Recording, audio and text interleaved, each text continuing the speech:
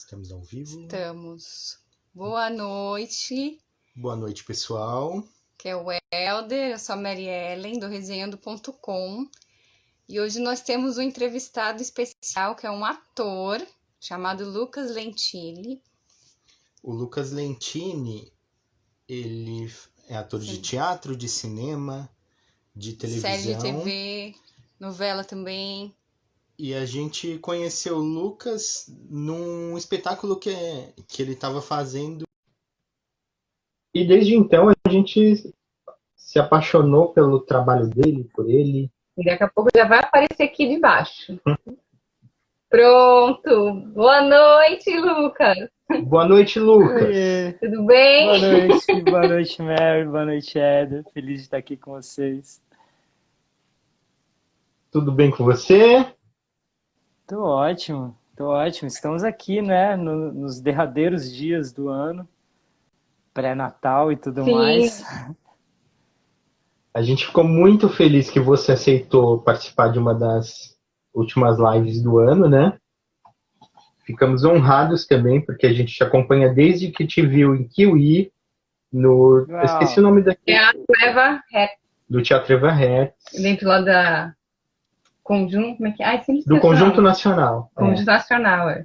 E a gente, Conjunto desde... Nacional, exatamente. E nós estávamos lá na plateia e no dia tava Denise Del Vecchio. Olha que chique. Ela foi lá assistir. A Denise Del Vecchio bem na Tava na nossa nossa frente. E toda compenetrada, porque Me era um lembro. espetáculo lindo, né? Aquele espetáculo. E... Que legal vocês lembrarem. Para mim é uma honra também estar aqui com vocês hoje, relembrar a história, a trajetória que a gente passa, né, no palco e tudo mais, e que o I realmente era super sutil, né? Era uma peça intimista. E a gente estreou, cara, é engraçado a história de Kiwi, porque foi um espetáculo, como a gente diz, feito na raça, né? A gente não tinha verba, não tinha nada, e tínhamos uma história linda para contar, da qual, desde a primeira vez que eu li, eu fiquei super emocionado.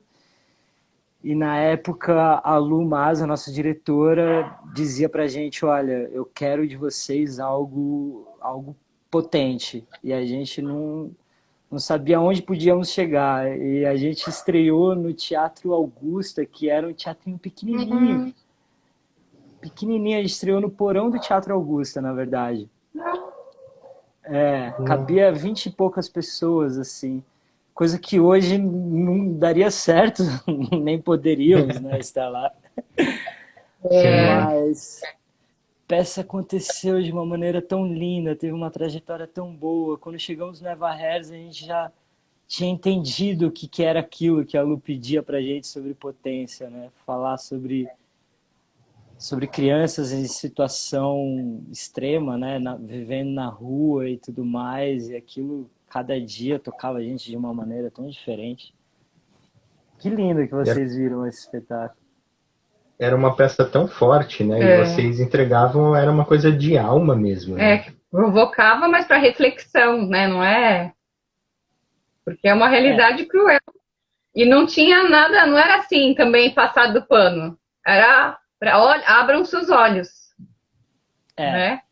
Era. Eu lembro que desde o nosso início nos estudos daquele texto, assim, a gente mudou o nosso olhar, sabe? Mudou o olhar de como a gente vê as pessoas na rua hoje, porque, de fato, é uma história recorrente e a partir do momento que a gente começou a trabalhar e a gente abriu o nossa escuta, né?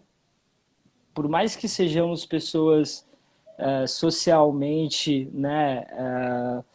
A gente olha para as pessoas na rua, cuida das pessoas na rua, diferente de muita gente por aí, mas quando a gente viu que realmente a tragédia permeia a vida deles e habita, né, esse lugar, foi totalmente diferente assim, a minha relação, tanto que é tão místico assim, para mim dizer que, lembro que na última apresentação nossa, a gente fez a apresentação, o teatro acho que era o Sesc, e aí a gente saiu para comemorar no encerramento daquele ciclo, e um menino veio conversar, pedir para mim, né, pedir um dinheiro, um trocado, alguma coisa, e aí eu comecei a conversar e querer saber da vida dele. E aí ele veio me contar que era aniversário dele, que aquele dia ele ia procurar um lugar para dormir, para ele não dormir na rua. E aí eu comecei a ficar mais emocionado com a história dele. E aí eu lembro que a gente tentou de alguma maneira mudar a trajetória dele naquela noite.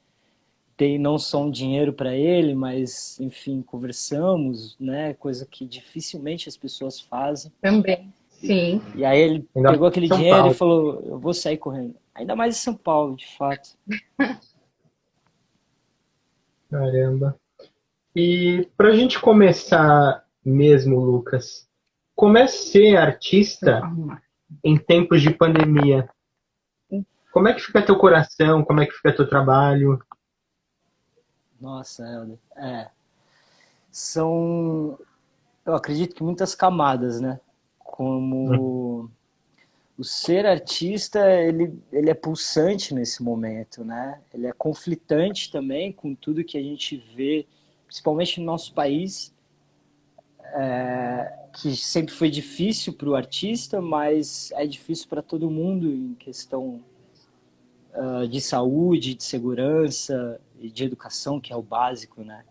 Mas nesses tempos de pandemia, eu confesso que para mim, no começo, assim, foi muito difícil, que foi aquele momento que a gente não sabia qual era o futuro, a gente não sabia o que fazer, a gente ficou trancado dentro de casa, e aí eu falei, bom, a minha trajetória maior é dentro do teatro.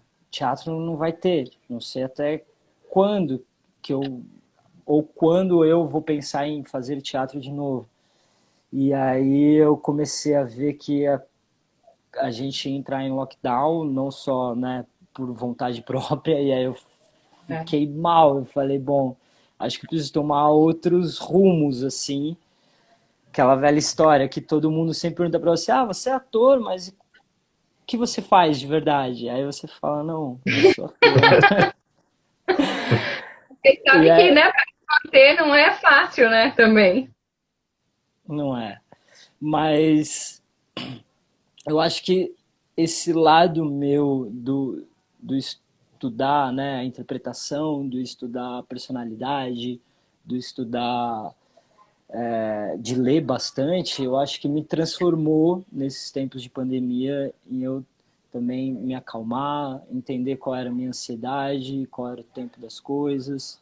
E aí eu comecei a entender que estava mudando e que por um tempo ia ser virtual, que por um tempo eu ia caminhar por aqui e ao mesmo tempo também me preparar para um momento em que nós poderíamos voltar a atuar, né? Então é um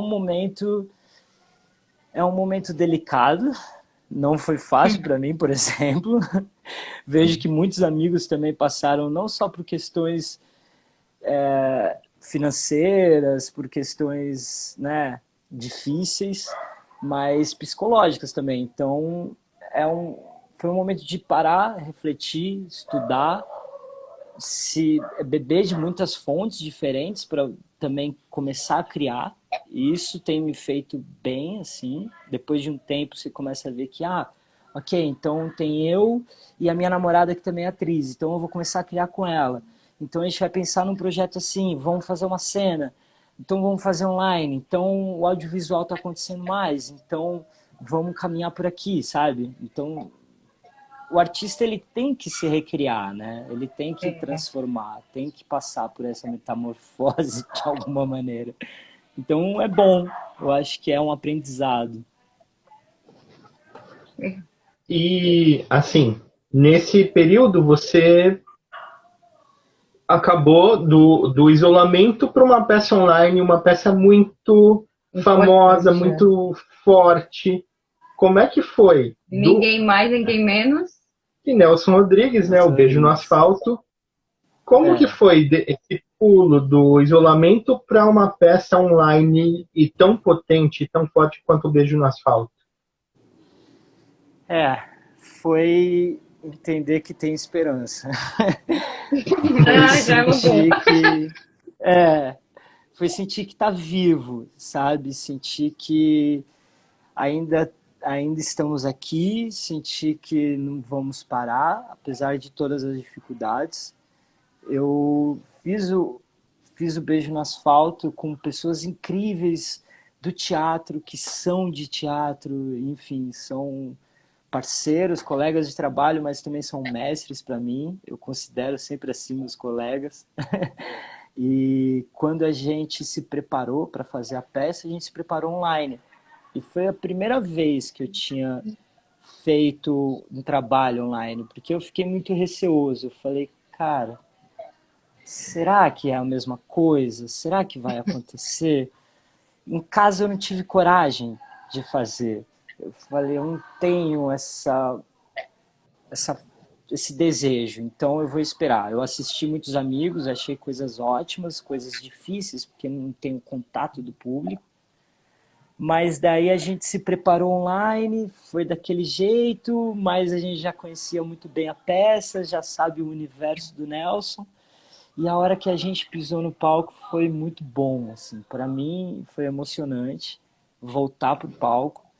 Eu que estava tão desacreditado no começo da pandemia, que pensei em fazer outras coisas da minha vida, a hora que eu pisei no palco, eu falei, bom, tô aqui, que bom, tô seguro.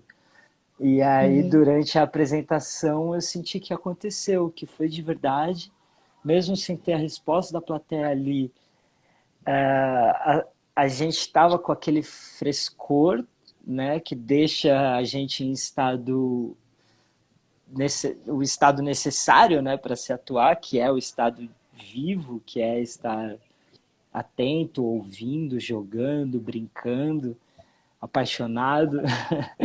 e, e foi muito gratificante. Foi muito gratificante. Me deu um pouquinho de sossego, sabe? Foi assim, ok. Foi uma apresentação, foi um momento, era tudo que eu precisava para estar em paz, para continuar esperando, aguardando, né, os caminhos sociais para poder investir mais no teatro. Então, o Sesc é brilhante nisso também, super apoia os artistas, criou protocolos para deixar a gente seguro, para que a gente não se preocupasse, né, com o Covid enquanto estava em cena, se preocupasse realmente em criar a realidade da peça. E todos ali, todos os atores, foi muito comovente para nós. Eu lembro que quando terminou a peça, a gente ouviu as palmas do diretor, dos técnicos, sabe? Do pessoal que estava ali no teatro, da equipe. A gente aplaudiu eles também, porque eles estavam fazendo brilhante o trabalho deles. E aí, a hora que eu olho pro lado, estão todos emocionados, sabe? E aí a gente se abraçou e a gente falou, acontece, aconteceu, tá vivo. Temos que agradecer aos deuses e seguir em frente. Foi muito bom. Que coisa linda, né? E o começo, como é que foi? O começo no teatro? Ou já foi alguma coisa de TV? Como que foi? Como é que surgiu? Como que falou? Eu quero ser ator. E foi desbravar esse talento. Como que foi? Lá no início. Foi uma surpresa para minha família, para mim também, assim. Eu venho de uma família do interior, entre aspas, que é São Caetano, ABC. Uhum. Meus pais que são lindos devem estar me assistindo agora, eu amo eles, que super me apoiaram. E que eles não têm nada, eles não vivem, né, esse lugar, mas têm amigos, enfim, meu pai mecânico, minha mãe formada em direito, sempre trabalhou em empresas. E eu com 14 anos fui fazer teatro na escola e gostei. E aí eu fiz o teatro na escola, falei para meus pais, falei, queria experimentar. Eles me levaram numa escola lá de São Caetano, que é ótima, que chama Fundação das Artes. E aí eu fiz alguns meses, 8 meses, um curso, e aí eu falei, pai, mãe, eu quero fazer um curso profissionalizante, eu tô... Acho Você que travou. travou um pouquinho. Travou um Voltou. pouquinho. Voltei. Perdão. Voltou. Voltou. Aqui. Curso profissionalizante. Isso. E aí eles me levaram numa escola daqui de São Paulo, o Globo SP, que na época era uma escola incrível, que o Ulisses Cruz era um diretor artístico da época e que conhecia meus pais da adolescência deles. E aí o Ulisses, eu lembro que é meu padrinho, meu mestre também hoje, ele falou, bom, se você quer alguma coisa, você vai estudar. Pra Pois fazer, é. pra levar a sério. Acho que foi a melhor...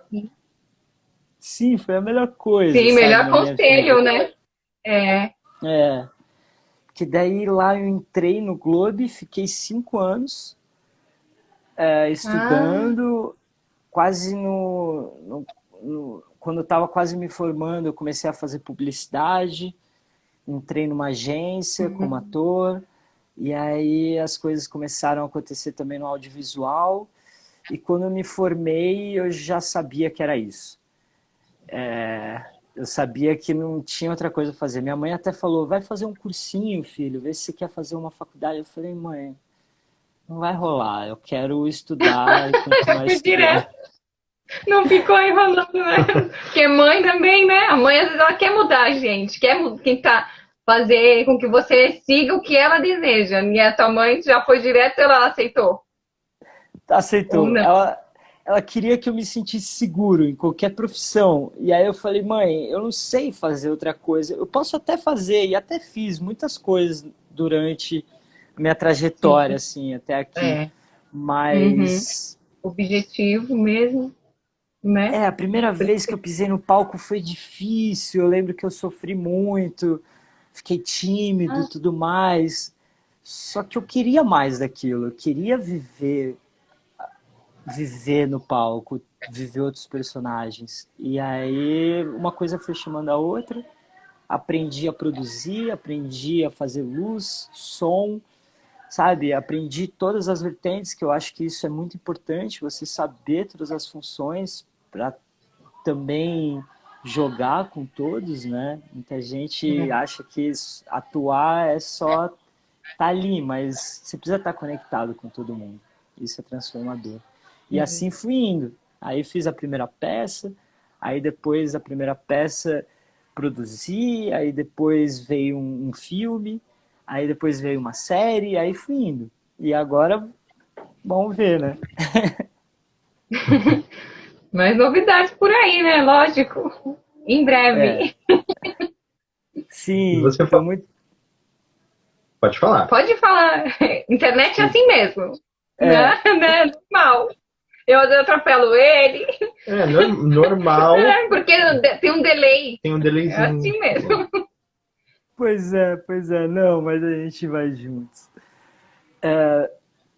Eu agora já tenho planos para o ano que vem. Então já tô começando a sentir o aquecimento de novo, né? Não só do mercado, mas também de criação. Porque eu acho que a gente tem que sempre abrir um leque de possibilidades, né?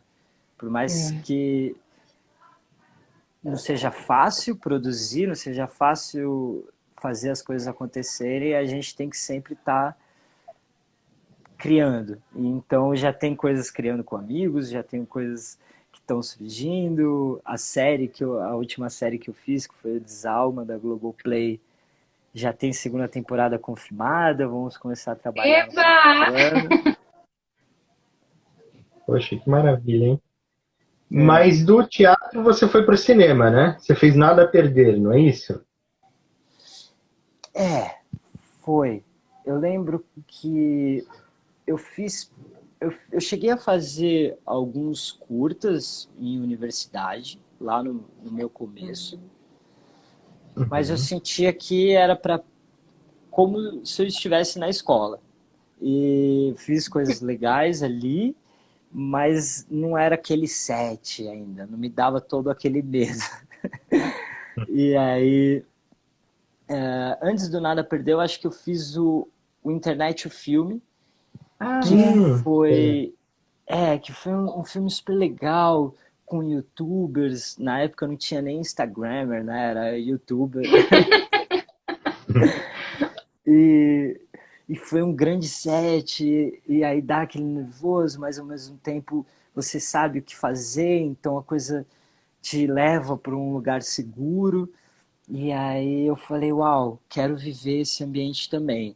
E aí fui trabalhando com a minha agência, caminhos, possibilidades, personagens, testes, e aí são muitos testes, até o Nada a Perder, que foi também muito especial na minha trajetória por ter sido, né, uma obra grande, por ter sido um grande filme.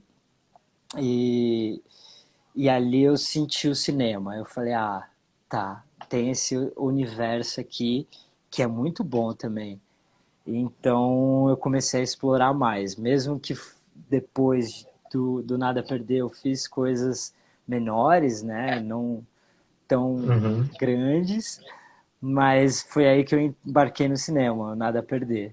E, e eu acho que é isso. E você fala muito em se sentir seguro, né? O que que é se sentir seguro dentro da profissão, ou no palco, ou filmando para você? Uhum. Para mim são vários fatores. Eu acho que o primeiro deles é você criar uma ligação com a história, você entender qual é a sua função ali dentro do enredo. E por mais que você faça papéis que não são grandes personagens, que não tem um grande arco dramático, você tem que dar importância a ele. Então, o Uhum. primeiro passo é sozinho, em casa. Então, eu sempre sei que esse daí é comigo mesmo. Então, eu vou, estudo, entendo o meu lugar ali, e aí o segundo passo do me sentir seguro, eu acho que é com quem eu estou trabalhando, sabe? O cinema, eu comecei a aprender fazendo, porque na escola dificilmente você vai entender quem é o terceiro assistente, quem é o segundo assistente, quem é o primeiro assistente de direção, sabe? Quem é a pessoa que faz, que é o seu diretor de elenco, né? No caso, o preparador de elenco. Quem é aquela pessoa que faz o primeiro contato com você, que é a pessoa que vai em busca do elenco. Então, são muitas pessoas trabalhando para aquilo acontecer. Então, aos pouquinhos eu fui entendendo qual era a minha relação com cada um. E isso, em grandes produções, pode te assustar se você não é bem preparado. E aos poucos eu fui entendendo que isso era para me deixar mais seguro. Uhum. E aí, daí veio o momento que é o atuar, sabe? Eu acho que o estar em cena, ele é ele é uma fagulha, né? Ele é uma faísca, uma faísca da realidade, uma faísca da vida. Então ele é tão cuidado por todos ali dentro de um set que quando você tá lá, você precisa se desligar de todos, se desligar das pessoas, se desligar do Lucas para poder se divertir. Então, para eu poder me desligar, eu tinha que me sentir, eu tenho, né, que me sentir seguro. E aos pouquinhos eu vou cada vez construindo isso com mais naturalidade. A minha grande busca, eu acho que até os meus grandes amigos e mestres que são atores mais velhos, eles dizem, né, que, que a gente tem que buscar a verdade, buscar a vida, o humano daquilo, que parece ser tão fácil quando a gente assiste, mas Uhum. é um lugar que é cuidado. Por isso que tem todos. Tem gente que faz rituais, tem gente que vai para um caminho mais místico, né? Tem atores que precisam fazer isso, aquilo e um monte de coisa antes de entrar em cena. é. Eu acho que o sentir seguro é se permitir, né? É estar livre. É aquilo que o Shakespeare dizia, que estar pronto é tudo, mas a gente errou na interpretação, na tradução. Eu acho que é o estar preparado, é o estar disponível para o jogo Sim. cênico. Tem uma pergunta aqui do Rafael. Rafael Jaques. Rafael Jaques. Rafael foi. Cassim Kiss te deu alguma dica para sua vida artística? Cássia Cássia Kiss Kiss. te deu alguma dica para sua vida artística? Ó, já entrando aí no Desalma, né? Sim, algumas. A Cássia, eu a conheci a primeira vez foi quando eu fiz através de um espelho, que é um texto, um roteiro, na verdade, do Ingmar Bergman, e nós adaptamos para o teatro. E em cena estava comigo a Gabriela Duarte, o Nelson Pasquervilho, o Marcos Suchara, e era a direção do Ulisses Cruz. Foi uma peça, em 2015 a gente apresentou e rodamos o Brasil todo não, fizemos algumas cidades e o Rio de Janeiro. E eu lembro que a Cássia foi nos assistir lá no Rio. E foi para mim muito especial, porque quando o espetáculo terminou, a gente agradeceu o público, acendeu a luz da plateia e eu olhei diretamente para ela. Assim. E aí ela estava na primeira fileira, eu olhei, reverenciamos o público e ela ficou me olhando assim e tal. Terminou o espetáculo, ela estava lá para nos receber, e aí a Cássia olhou para mim, eu era mais menino do que sou na época, e ela disse, você tem uma coisa aí, você precisa ser lapidado, mas você é vivo, e tal, e falou mais algumas coisas para mim, e eu fiquei muito com aquelas palavras dela, senti que ela tinha uma mensagem para me passar naquela época que eu interpretei de algumas maneiras, hoje eu carrego melhor ainda, e aí depois encontrei a Cássia em Desalma, e não tivemos muita cena, mas a gente fez toda a preparação juntos, a gente passou um tempo nas gravações no mesmo hotel, e eu vi algumas cenas sendo gravadas também. E a Cássia, ela me ensinou, mesmo sem saber, a simplicidade de estar em cena e a complexidade de ser artista. Eu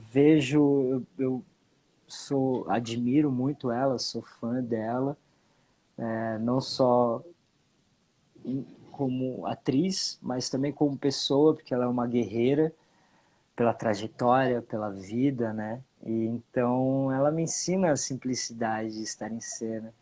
Ela é muito boa nisso. Muito especial. E como é que você entrou em Desalma? Como é que surgiu o convite? Nossa, foi de fato a batalha de todos os atores, que é o teste. Eu fiz o primeiro teste, eu fui, na verdade, convocado pela Marcia Andrade. A Marcia Andrade, que é a produtora de elenco, ela pesquisou, me encontrou, fez o primeiro contato comigo, me chamou para fazer o teste, e aí rola aquele nervosismo, né? Uau, uma série assim, assado, não sei o quê. E aí ela me mandou um texto, que era um monólogo, e foi praticamente o texto que quase todos os atores fizeram para entrar na série. E aí eu estudei aquele texto, fiz esse teste aqui em São Paulo, e aí me chamaram para a segunda fase. E aí na segunda fase eu lembro que eu estava em cartaz no período. E aí eu falei, putz, eu não vou conseguir fazer. Aí eu falei, vocês vão fazer essa fase em outro estado? Aí ela falou, olha, a gente vai fazer no Rio de Janeiro e no Sul. Aí eu falei, bom, eu vou pro Sul, eu vou pro Rio de Janeiro. Pensou, isso é muito mais longe. Aí eu falei, mas bom, se precisasse.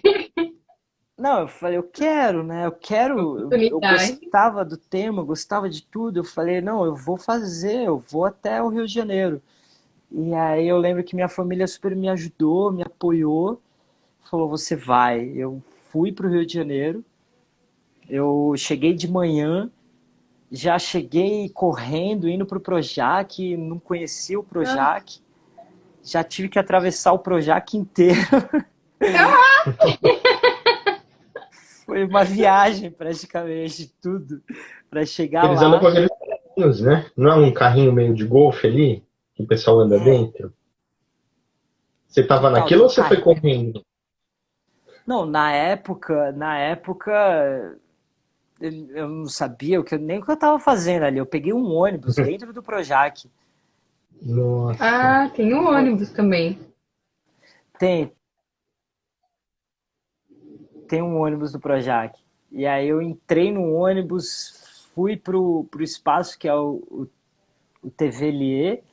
E aí cheguei lá, tava a preparadora de elenco, a Ana Kifuri, da série, Hum, com alguns atores. E aí eu falei, bom, agora que eu tô aqui, é o momento de eu me sentir seguro, fazer a minha parte. E aí fiz o teste com a Camila, que também faz a série, que é a filha, na série, ela é a filha da Maria Ribeiro, e que é uma atriz incrível. E aí, nesse teste, nós tínhamos uma cena específica. hum. Eu testei para um personagem, mas eu sabia que eu poderia fazer outros.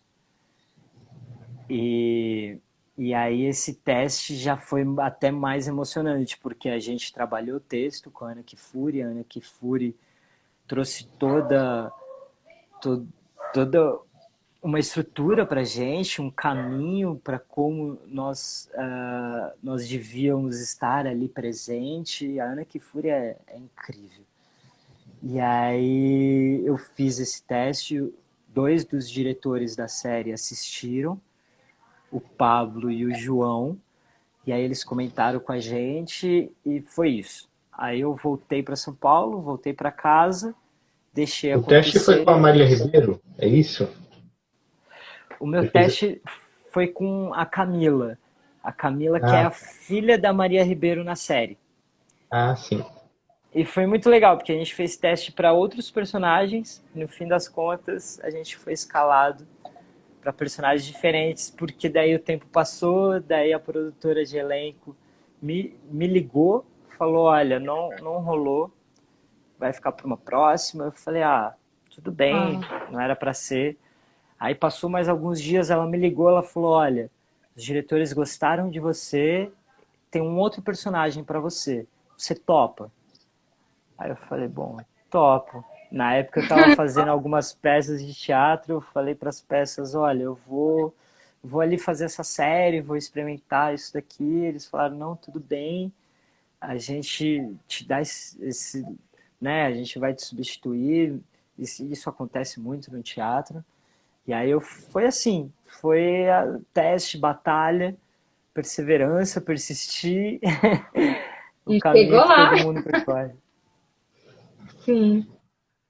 E Lucas, Djalma é considerada inovadora por ser a primeira série de terror brasileira, né?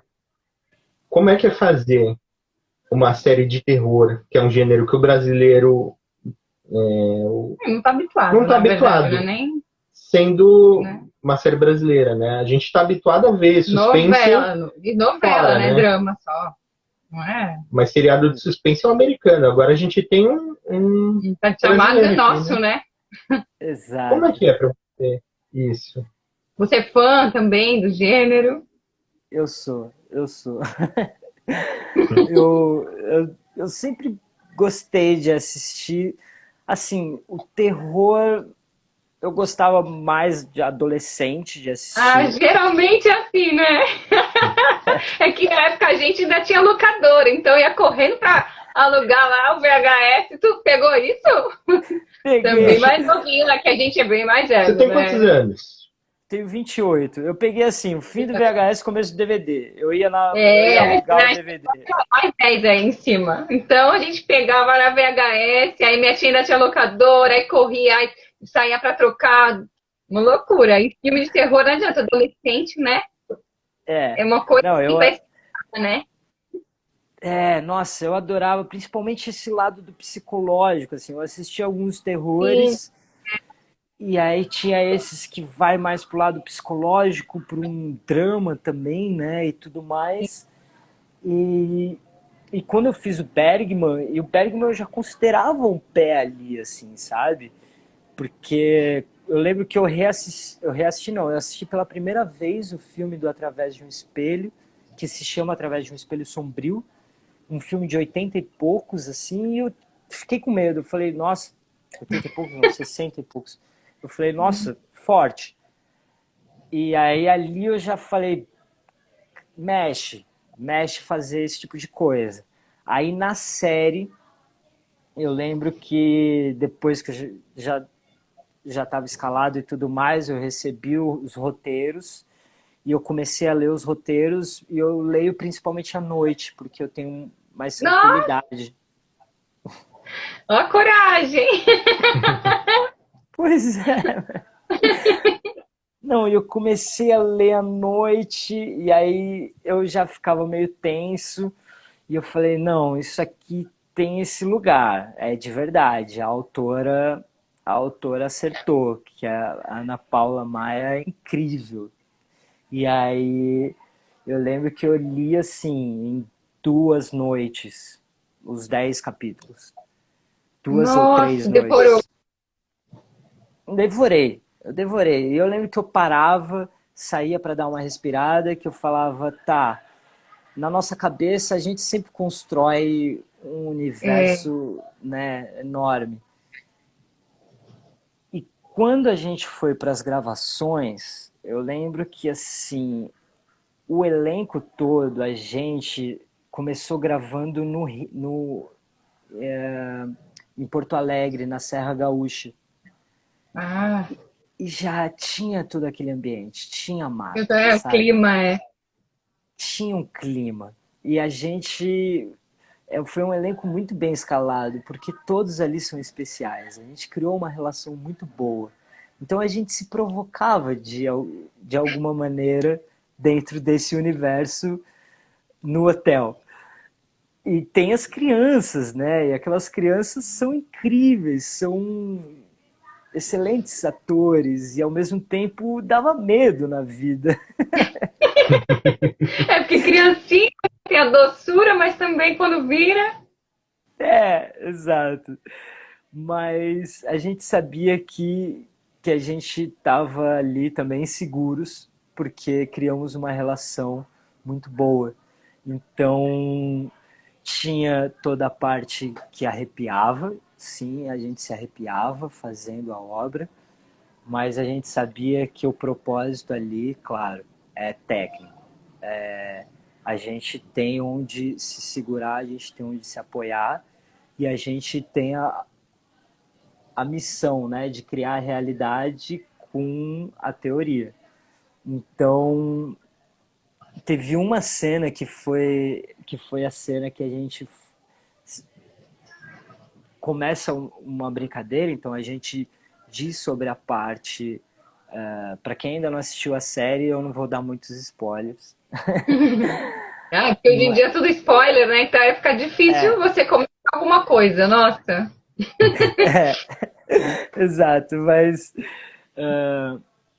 tem toda a parte mística da série que é baseada na cultura neopagã ucraniana. Então é uma cultura escandinava, né? É uma cultura ancestral e eu me encanto muito. Então eu fui ler bastante sobre a cultura, não só dentro da nossa equipe, que a gente teve aulas e tudo mais, e aquilo ali me trouxe um lugar que eu falei, legal, é por aqui que a gente vai. Mas nessa cena que a gente diz que abre o portal e aí a gente vai se olhar no espelho e tudo mais, e a gente já estava gravando dentro do estúdio, não era na floresta, sabe? A gente já Hum, estava em outro ambiente, mas mesmo assim a gente, quando entrava em cena, criava aquela tensão, sabe? Aquele outro ar. A gente parecia que estava realmente dentro da história de Desalma. Por um lado, eu gosto. Por outro, você fica assim, ah, ok, a gente tá só atuando. Não, sou ator, tá tudo certo, claro. Mas assim, Lucas, sempre a gente tem histórias de bastidores, de coisas que acontecem, principalmente quando se está gravando alguma coisa relacionada ao sobrenatural, né? Aconteceu alguma coisa que te chamou a atenção, que te arrepiou no estúdio ou durante uma gravação? Olha, aconteceu. Foi. Ainda bem que eu não tava aquele dia no set. Eu lembro que uma das meninas da equipe, a Carol, que trabalhava no marketing da série e tudo mais, e diretamente ligada à imprensa e tudo, ela estava ali no set, era uma gravação no meio da floresta, e, e era numa parte mais aberta da floresta, não era dentro da mata. E ela foi tirar uma foto assim do set. E ela tirou uma foto, nem não era nem onde estavam as câmeras, nem onde estavam os refletores ou o elenco. Ela tirou uma foto assim ali do lado. E aí depois ela viu a foto e tinha uma luz na foto. E aí ficou essa história da luz da foto dela e tudo mais, e não sei o quê. E essa história correu pela equipe. E aí, no dia seguinte, a gente foi gravar e ela estava na equipe com a gente. Aí eu falei, deixa eu ver essa foto. Aí ela mostrou assim, e realmente era aquelas fotos tiradas pelo celular do iPhone, ela tem um movimento, né? Então a foto Hum, dela tinha essa luz com movimento. E aí a gente ficava olhando aquilo e falava, ah, isso foi um reflexo do refletor, isso não tem nada a ver. E aí a gente se olhava assim, ficava aquela coisa, e a gente estava numa noturna naquele dia, e a ai! gente, sabe, fazendo uma cena super tensa, que a gente estava procurando a menina que a gente tinha perdido, e aí a gente tinha um frio na barriga, sabe? Sim. Claro que parece sutil isso, teve coisas piores assim na nossa gravação, teve até acidentes de casa que pegou fogo e tudo mais, mas são nas pequenas coisas que a gente tem que se preocupar. É, né? E Lucas, você lê muito, né? Pelo que você disse. O que que te faz, como leitor, brilhar os olhos? Quais são os escritores que você mais gosta? Olha, é muito abrangente, eu acho, esse campo, sabe? Eu, nesses tempos, assim, fiquei muito ansioso. Eu li poucos livros, assim, com relação ao que eu já li e tudo mais. Mas hoje eu leio até revistas, por exemplo, vou citar porque eu acho que é uma revista nacional hoje muito boa, que é a Piauí, e que ela tem matérias incríveis, porque são histórias contadas ali. Maravilhoso.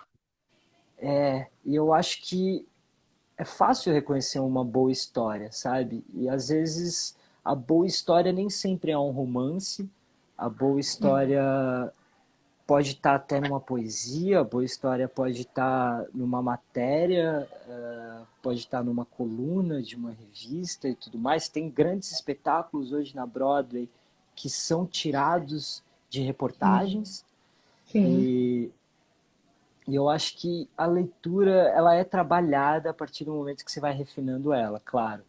Eu vejo que tem os grandes escritores renomados que não é à toa, né? Tem aqueles escritores como Shakespeare que já estão há 400 e tantos anos sendo montados no teatro. Na Inglaterra, a criança com 6, 7 anos de idade estuda Shakespeare. Então, tem alguma coisa ali. É difícil, é difícil. não é uma leitura fácil. Então ela vem depois. Eu acho que a gente tem que ir refinando essa leitura com o que a gente tem nas mãos. Hoje a gente tem newsletter, sabe, no celular. Hoje tem até no Spotify você ouvir o podcast, que não é uma leitura, não é, mas trabalha de alguma maneira quase que Eu imagino. o seu imaginário. Exato. Então, mas eu sou apaixonado por histórias bem construídas, sabe? Eu estava lendo um livro recentemente chamado O Ladrão do Tempo, de um escritor escocês, e foi um livro assim, eu comentei com a minha namorada, nossa, eu tô com saudade de pegar um livro maior, assim, para ler, sabe? Ela falou, eu tenho esse aqui e tal, e aí eu peguei aquele livro como quem não queria nada, sabe? É um livro grosso, até aquele que você olha e você fala, nossa, vou demorar para ler esse livro, mas vamos aí, vou encarar. E de repente eu já tinha lido 200 páginas dele e era um assunto que não é o assunto que mais me move, mas ao mesmo tempo a escrita dele, a escrita me levava, sabe? A escrita me conduzia, então isso me apaixona. Isso faz com que eu continue lendo. Eu acho que isso é importante, né? É ler mais. Mas a gente pode dizer então que você é um ator em busca de histórias? Podemos. Podemos, assim, eu tenho na minha casa muitos livros técnicos, sabe? Eu gosto muito de ler a parte técnica. Eu acho que isso foi uma coisa que a escola me educou bem a, a saber de quais fontes beber, a saber como me desenvolver e sempre, né, me reciclar, como a gente diz, que cada vez que você estuda uma técnica nova, você recicla as suas ferramentas de trabalho, mas as histórias é o que me deixa mais jovem, de alguma maneira, sabe? As histórias, conhecer uma nova história me faz sentir que o novo sempre vem, né? Que sempre tem algo novo para viver e para contar. E dentro disso, que personagem que você sonha em interpretar? Aquele personagem que te faz brilhar mesmo, de ter vontade de estar no palco, no audiovisual? Uau! Helder, são tantos assim que às vezes eu assisto e falo, nossa, eu faria isso. Ou eu leio. Eu já citei 3 vezes um autor aí que foi a minha escola, né? Eu fui de uma escola shakespeariana, então não dá para eu dizer que eu não quero viver grandes personagens dele. Eu sinto que agora eu deixo um pouco a fase do Romeu, começo a chegar na fase de um Hamlet e, quiçá, estarei no teatro para viver um Rei Arthur ou, enfim, todos aqueles complexos.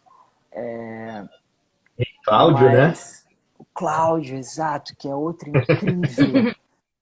A complexidade de um personagem é o que mais me instiga a querer vivê-lo, sabe? Eu sei que na nossa trajetória de carreira, a gente vai começando aos pouquinhos, né?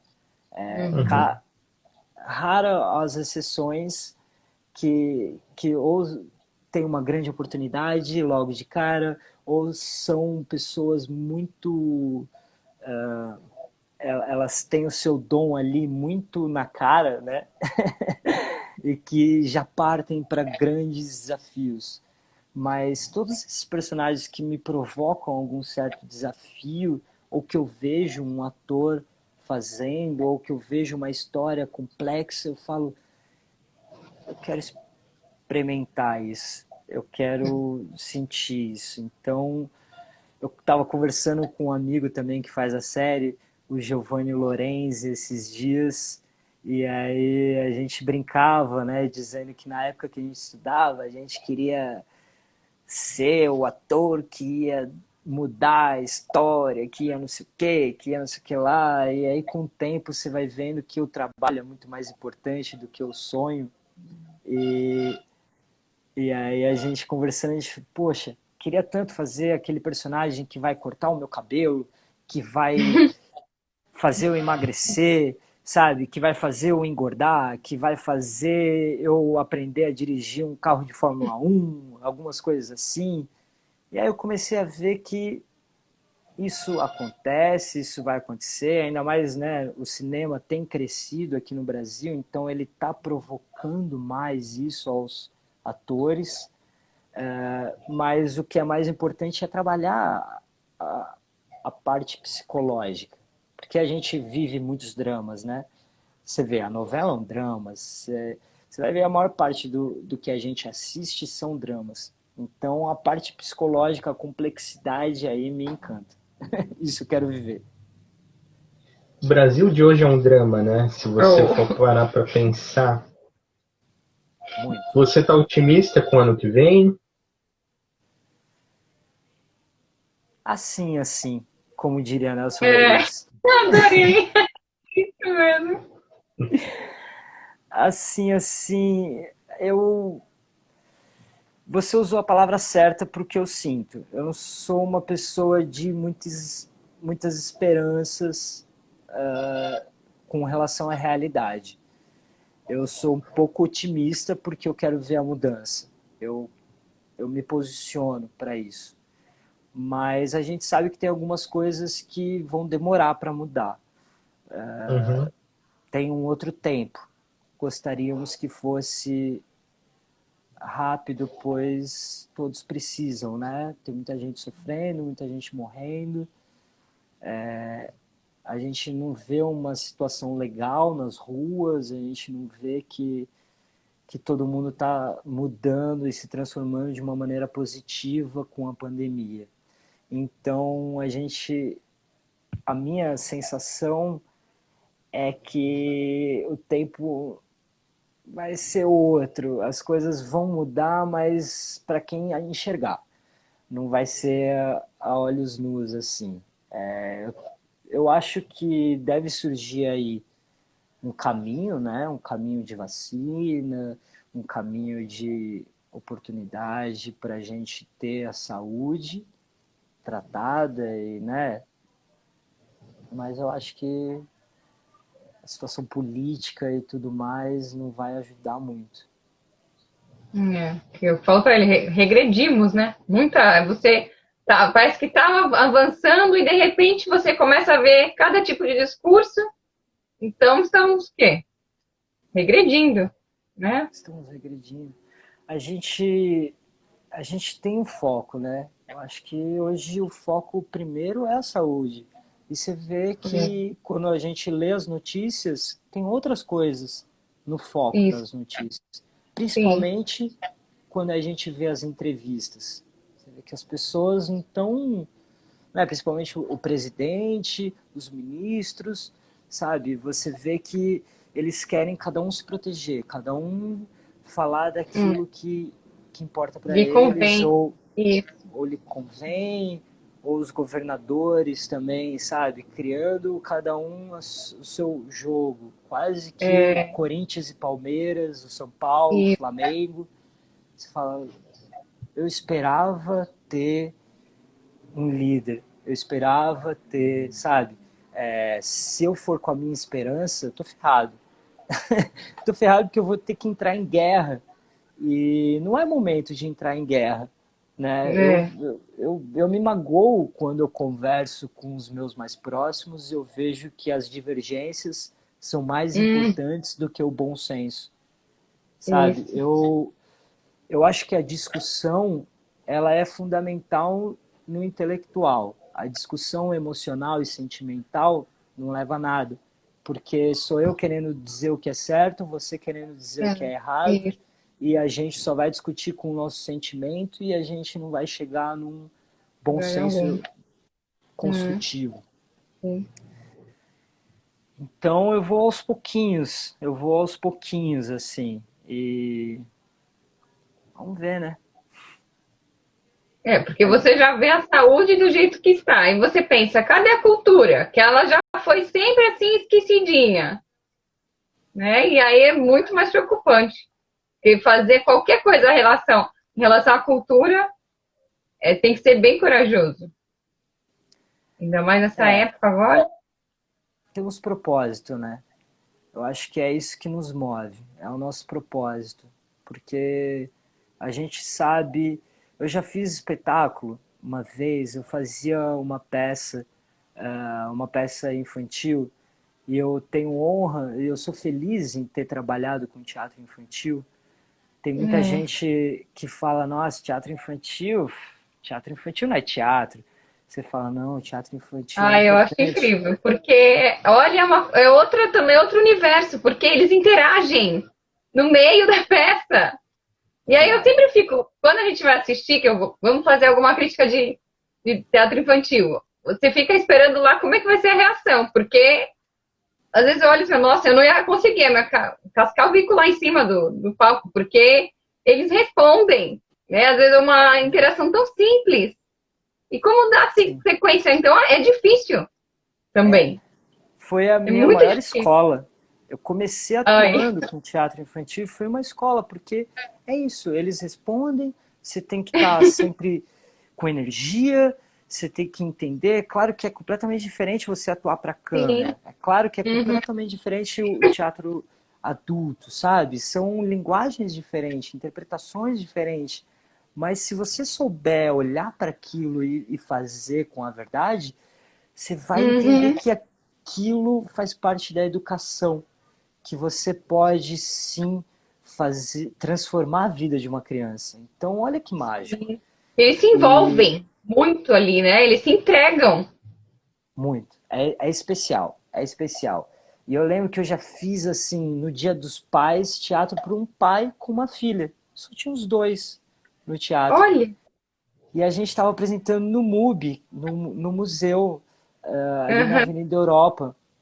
E todos nós do elenco topamos fazer aquela apresentação, sabe? A gente se olhou e falou: tem um pai e uma criança, uma filha no teatro. Olha que especial. Eles vieram ao teatro nesse dia. Vamos fazer. E foi muito bom, foi muito emocionante, porque a gente terminou a peça e ouvimos as palmas dele. A menina depois veio brincar no palco. Eu tinha assim, sei lá, 17, 18, entre 18 e 19 Menino. anos. Menina. Menino também. E aquilo foi ali, eu falei, minha missão está cumprida, minha missão foi feita, é isso que eu vim fazer aqui. Eu não, realmente tenho que trabalhar com isso, para qualquer público, sabe, de qualquer maneira. Quem tem E interesse. e aí a coisa transforma, e aí a coisa acontece. Mas desculpa, eu já entrei aqui na memória, nem lembro o que falávamos. Nossa, mas é incrível, né? Tem alguns comentários aqui, ó. O Eduardo Caetano, Falando jornalista, referente à né? política, né? Convivi com pessoas que divergiam de mim politicamente e isso não era o principal. Mas nos últimos anos isso tomou uma outra dimensão. Verdade, né? É muito Pois é. triste quando você começa a divergir e vai pro lado pessoal, né? Principalmente quando de pessoas que você ama, né? Ou que fazem a É, diferença.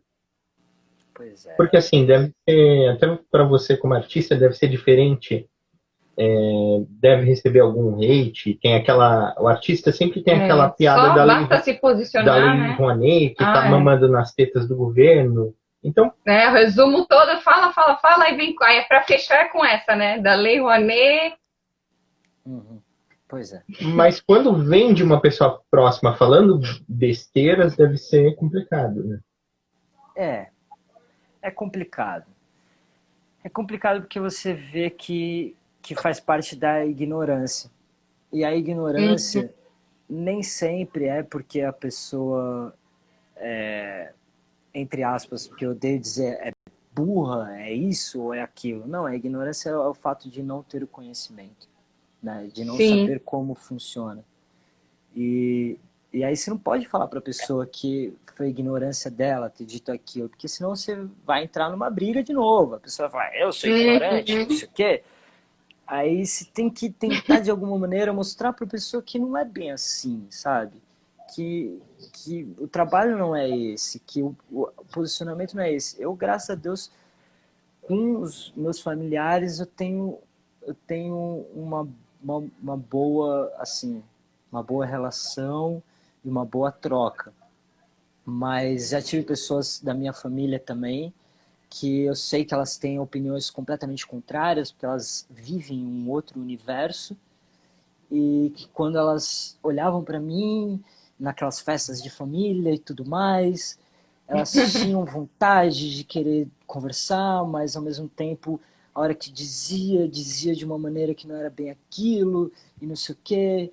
E eu, na minha fase mais rebelde, eu confrontava, e aí depois eu fui vendo, eu falei, bom, tá, hoje se eu pego e vou conversar com uma pessoa que não é do meu universo e que às vezes acha que o meu universo é só, né, é só coisa boa, né, é só a Só o glamour, parte, né, do só artista. glamour, exato.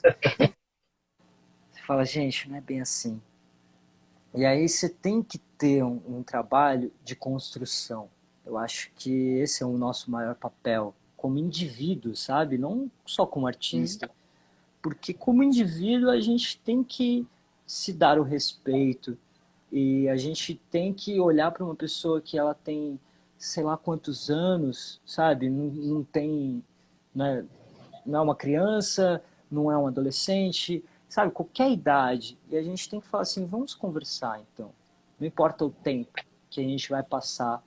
E eu espero que, às vezes eu encontro pessoas que eu falo pouquíssimo tempo e eu falo, espero que com pouco tempo eu diga alguma coisa que transforme o que você vê.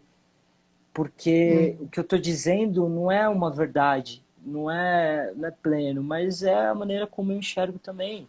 Vamos tentar trocar, né? Trocar realidades e enxergar o outro. Eu acho que o que mais falta hoje em dia é as pessoas se tratar como pessoas, sabe? Às vezes, você representa isso, você representa aquilo, Isso você. é. Aí você fala, gente, Eu tenho que calma. rotular, né? É a necessidade de rotular, e aí então você parar em grupos, aí você não me interessa, então tá no outro rótulo e assim vai. Que ele É, está procurando ter uma pergunta do Bru Bruni, underline Nito. Brunito. sim, Assim, dentro Brunito. de originalidade, né? Ele perguntou para você o que te faz ser Lucas. Olha que chique, Que forte essa Uau. pergunta, não? O que te faz ser Lucas? né? Que já soubemos da carreira dele, posicionamento político, olha só. E agora o que fez o Lucas ser Lucas? Que me faz ser Lucas? Me Um pegou. pouco disso tudo. É, exato. Eu acho que o que me faz ser Lucas é sentir assim nessa troca agora aqui com vocês é eu poder dizer um pouco de tudo sem ser sem ser taxativo ou querer dizer o que está certo ou o que está errado. Eu acho que o que me faz ser Lucas é ser uma pessoa leve, é ser uma pessoa profunda também, porque eu acho que a gente tem que ter profundidade, não dá para ser Precisa, raso né? nessa vida. E ser verdadeiro, principalmente. A gente não pode ser de mentira, porque quem é de mentira vai sofrer muito. Hum. E agora eu queria saber na parte que você falou autor, né? Eu queria saber ator e atriz. Quem é que faz os seus olhos brilhar? Quem é que foi inspiração? Eu queria saber se já teve chance de trabalhar com algum. Você que já vem de tantas referências aí, né? Eu pensei já assim, Ah, na legal. conta da Cássia Kiss, já é uma grande atriz, né? Mas tem tantas outras pessoas. Você teve com a Cláudia Abreu, que a gente ama. Maria Ribeiro, Uhum. que fez Fernando Young Agora é. brilhantemente agora, né?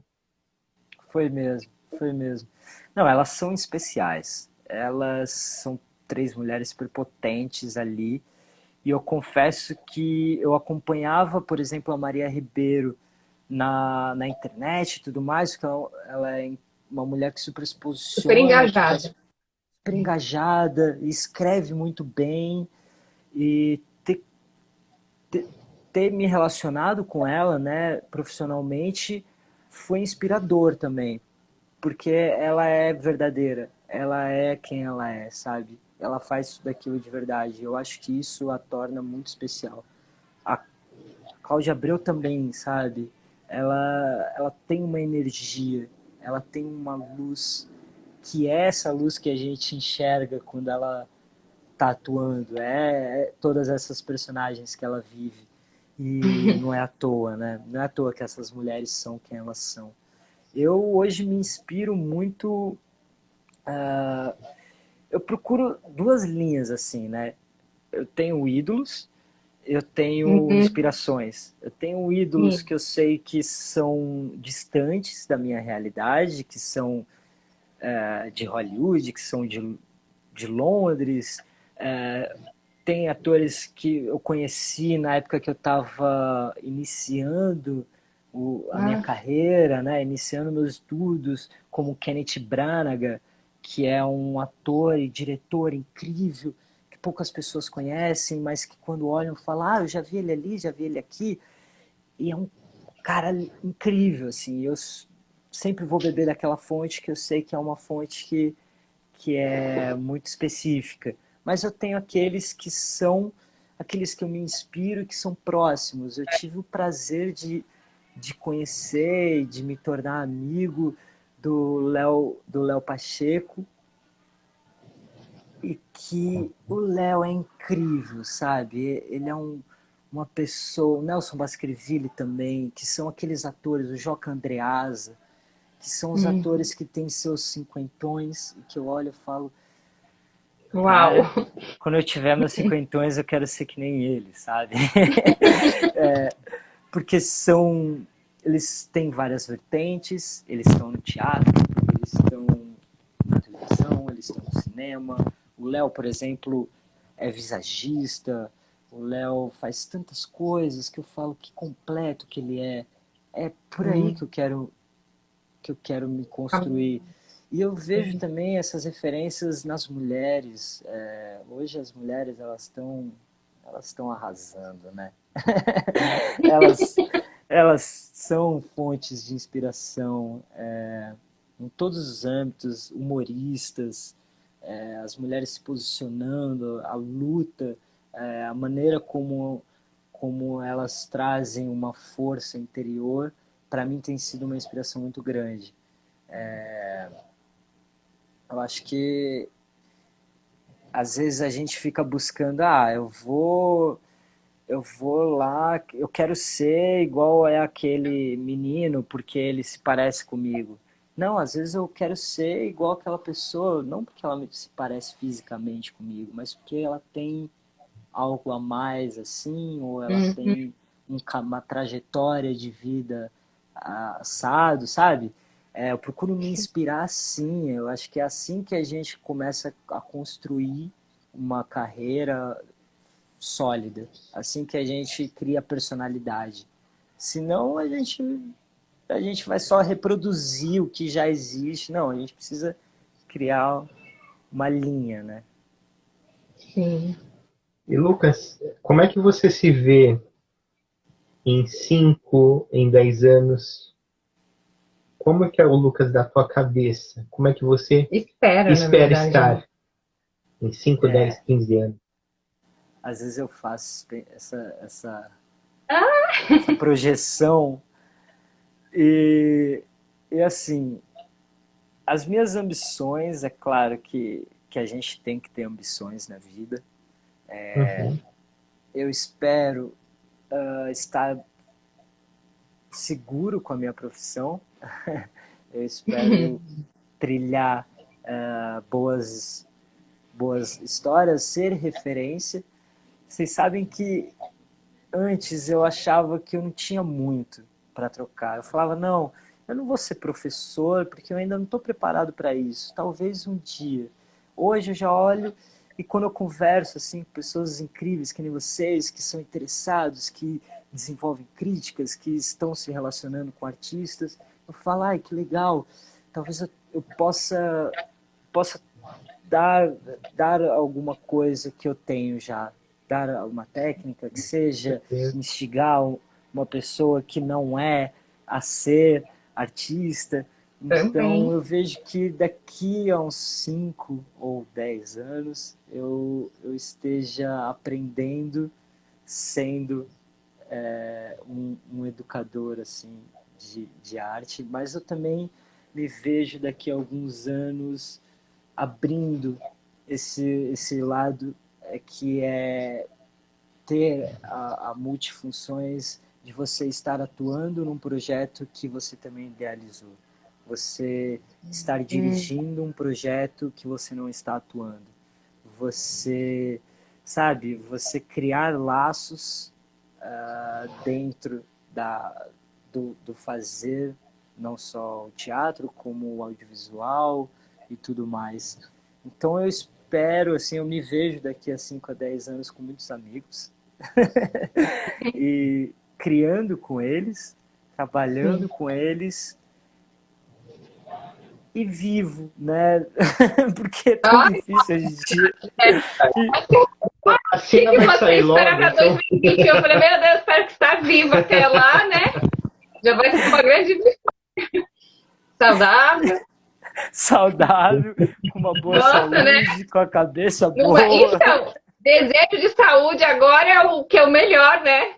Olha, depois é você encontrar a felicidade e tudo mais, né? O principal agora, saúde. É se manter vivo, né? É se manter vivo. Exatamente. E pra gente finalizar, você quer fazer alguma pergunta, Mari? Não, eu pensei, como você falou do trabalho, já pensei meio que no estilo Peter Jackson, né? Que ele faz, ele dirige tudo, mas daí tu fica lá esperando, igual o Stan Lee que sempre aparecia, né? Que você fica, vai, cadê? Tem que caçar uma cena.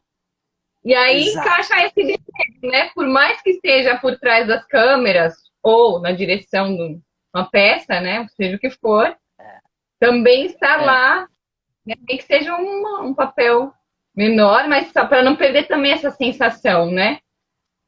Do que vai receber ali também, porque é outra. São papéis diferentes, né? Completamente. Eu lembro que Desculpa? Depois de você falar, eu tenho uma curiosidade. Tá. Só pra... Não, o que eu ia comentar é que ser protagonista é fácil, sabe? Ser protagonista, você tá ali e aquele é o seu foco. Então você tem que, claro, é muito difícil ser protagonista dentro de uma grande obra, porque você tem responsabilidades e você tem uma trajetória muito grande naquela obra. Mas está dado, você já sabe que é aquilo que você tem que fazer.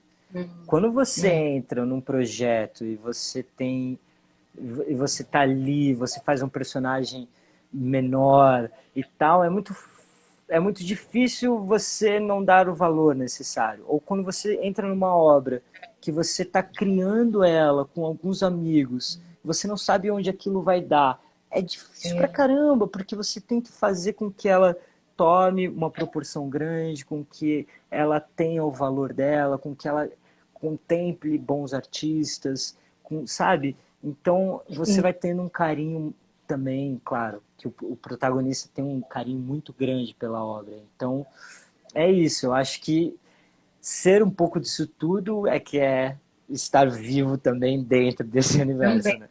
Sim. Lucas, você escreve também? Pelo teu discurso, parece. Porque tem, né? Muito estruturado, né? Ainda não tem nada de raso, que você falou já, né? Nada. Olha, eu me arrisquei pouco, mas eu fiz agora na quarentena um curso de storytelling com o James McSeel, que é incrível, que mora na Escócia, e tinha o pessoal também de Portugal. E aí eu fui fazer esse curso de storytelling para ser um storyteller como intérprete, mas para também escrever histórias. tô estudando. É aquilo.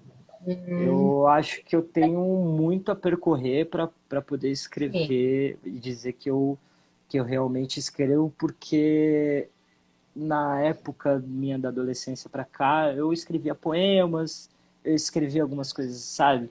Muito Uhum. básicas. Eu não cheguei a escrever uma história, um curta, um longa. Eu tô assim, bebê. Mas eu sei que um Sim. dia eu vou passar um tempo ali sozinho escrevendo, porque às vezes a gente precisa conversar com nós mesmos, sabe? Às vezes a gente Sim. precisa colocar para fora uma história que te vem à cabeça, um sonho que você teve, sabe? Sim. Isso é legal, eu gosto. Então já temos uma promessa, E né? o O Brunito, Brunito falou também, o Lucas é um artista do futuro. ou seja, É, está sendo premonitório aqui, Pois é, já encaixou, né? né, certinho. Já encaixou certinho. Mas para a gente finalizar, a gente está falando do futuro, mas vamos voltar um pouquinho no passado. Qual que é a lembrança mais remota que você tem do teatro? A primeira imagem que vem à tua cabeça, a coisa que mudou a tua vida. que eu assisti, que eu vivi no teatro. É, Ou que você assistiu, ou que a primeira lembrança mesmo, que de repente você olhou e falou, eu quero isso para minha vida. E de repente te estimulou a pedir para teus pais a fazer o curso, o Olha, primeiro curso. vai parecer até essa história é muito boa, que a minha mãe veio me contar. E eu me lembro, acho que ela me contou depois que eu fiz a minha primeira peça na escola, algo assim, que quando ela estava grávida de mim, ela foi assistir o Rei Lear. Rei Lear, nossa, não, Shakespeare, Macbeth. olha só como tem a ver. Foi tudo, assistir, hein? ela foi Tava assistir traçado, Macbeth. tá? E a Vera Fischer que fazia a Lady Macbeth. A Nossa, Gente, Vera. E como meus pais conheciam o diretor e tal, o Ulisses, eles foram no camarim. E a Vera Fischer fazia carinho na barriga da minha mãe. E ah, ela falava que a minha mãe ia me perder pro teatro. Ela falava, olha, esse vai que ser lindo. lindo. ator. Ah, Ela falava isso pra minha mãe, assim. Ela falava, esse vai ser ator, você vai perder ele pro teatro. Minha mãe, não! E ela falava, não, tá tudo bem.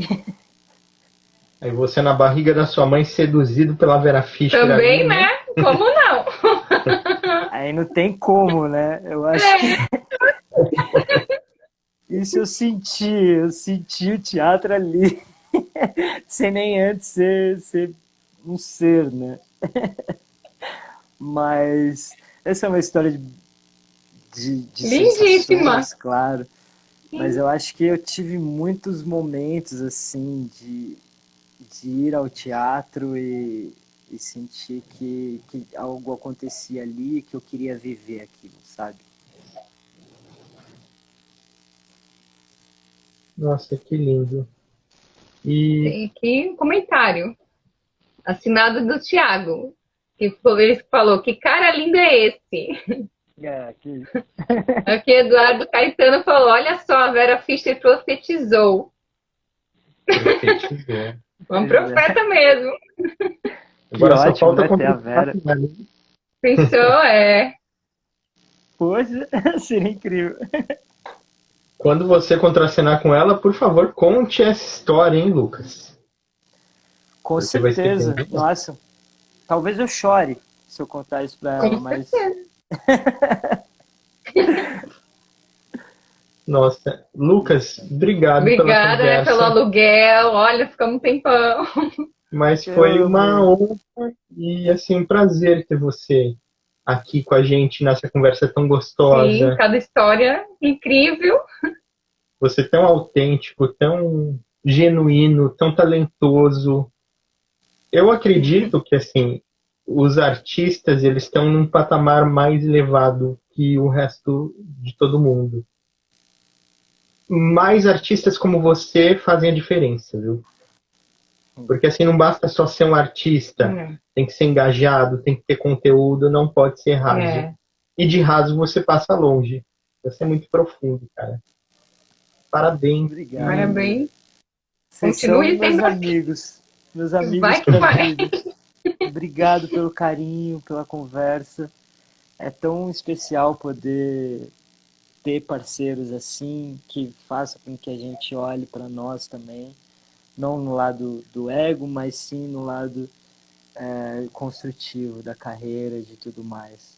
Vocês são especiais também. Eu acho que sem essa troca também a gente não entende para que lado estamos indo ou o que estamos fazendo. Vocês são fundamentais para a gente também. E isso é muito bom para quem está nos assistindo, para quem está trocando com a gente. Tudo isso.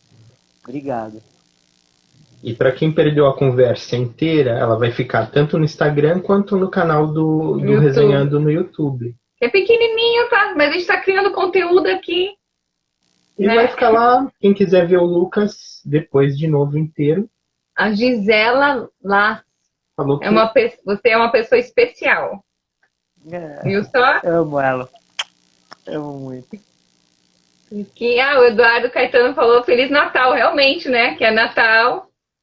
Né? Estamos pertinho aí, com o pezinho lá. Feliz Natal, feliz Então, 2021.